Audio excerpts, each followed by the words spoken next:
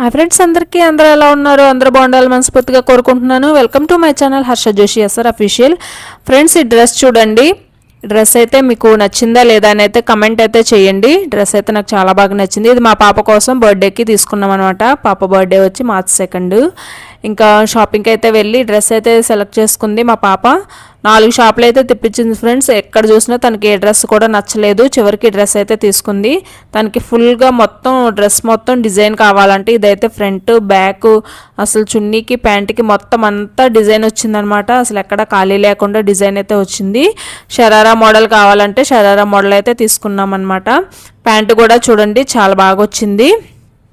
అక్కడ మధ్యలో లేస్ వచ్చి అట్లా కింద అసలు చాలా బాగా వచ్చింది. షరారా మోడల్ అయితే చాలా బాగా డిజైన్ అయితే చేశారు డ్రెస్కి.